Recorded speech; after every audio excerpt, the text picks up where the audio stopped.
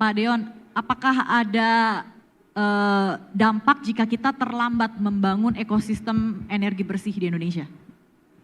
Ya, jadi sebenarnya kalau menurut kami ya di ISR, transisi energi menuju energi bersih itu sebenarnya sudah harusnya keniscayaan. Karena menentukan sebenarnya juga tidak hanya masalah lingkungan krisis iklim gitu, tapi juga masalah competitiveness. Daya saing ya? Daya saing, ya. Ini yang mungkin kita juga sebenarnya bisa manfaatkan momentumnya, karena momentumnya ada. Tadi mungkin kalau pas keynote speech Pak Nurul Ikhwan ya dari Kementerian Investasi juga sudah sampaikan kan bahwa ada banyak 550 perusahaan kalau di angkanya beliau yang punya komitmen untuk mencapai net zero emission itu bahkan lebih awal, 2040 tadi.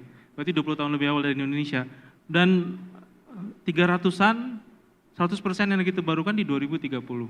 Nah, kenapa mereka melakukan itu? Karena mereka menyadari bahwa kalau mereka tidak melakukan itu, mereka bisa kehilangan pasar bahkan. Nah, hal yang serupa juga sebenarnya perlu kita sadari gitu di Indonesia. Jadi kalau kita punya target ya 8% pertumbuhan ekonomi, menarik investasi, itu semuanya juga akan dalam beberapa tahun ke depan itu akan makin gencar didasari pada jika tersedia atau tidak energi bersihnya gitu. Nah, makanya ini kenapa keniscayaan ya, kalau energi bersih itu untuk mendukung pertumbuhan 8% itu udah harga mati mungkin kalau boleh saya bilang. Nah, kita bisa ini ya, mungkin strateginya yang mungkin bisa diperluas gitu.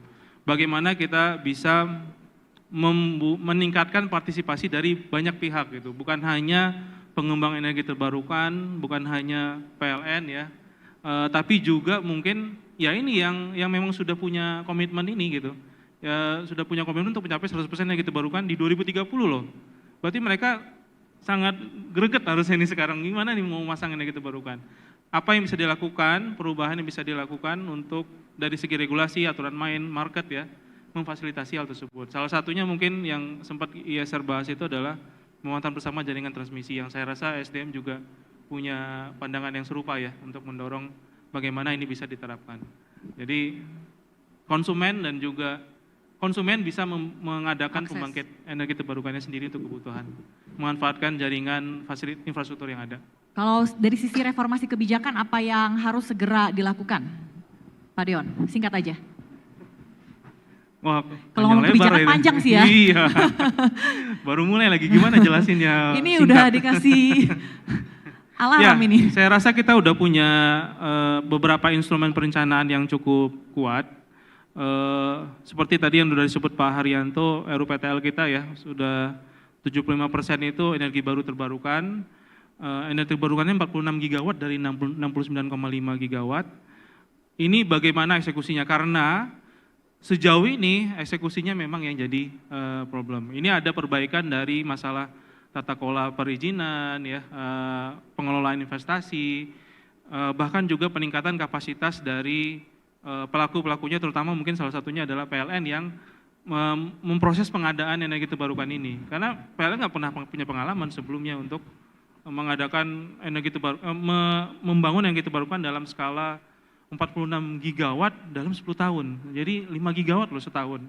Kita pertumbuhannya sejauh ini hanya 400-500 megawatt. Ini 10 kali lipat. Jadi ada gap di sana selain kebijakan dan regulasi ya.